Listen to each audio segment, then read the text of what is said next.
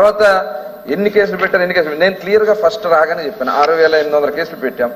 అలాగే మా ప్రభుత్వం వచ్చిన తర్వాత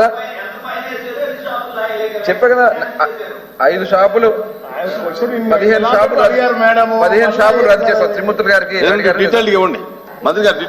15 షాపుల్ని క్లోజ్ చేద్దాం. 15 షాపులు రద్దు చేసాం. కూర్చోమ్మా. అధ్యక్ష చెప్తుంటే నువ్వేం చెప్తావు? 3 సార్లుగా చేసేవాళ్ళు. కన్సర్న్ మంత్రి గారు చెప్తున్నారు కదా, నువ్వేం చెప్తావు? చేయెత్తి అది గతంలో కేసు పెట్టి నెక్స్ట్ టైం ₹1,00,000 రాసి అట్లా 3 times గా చేసేవాళ్ళు. మేము ఫస్ట్ ఫేజ్ లో షాపుకి షోకాస్ నోటీస్ ఇచ్చి 5 లక్షల అధ్యక్ష.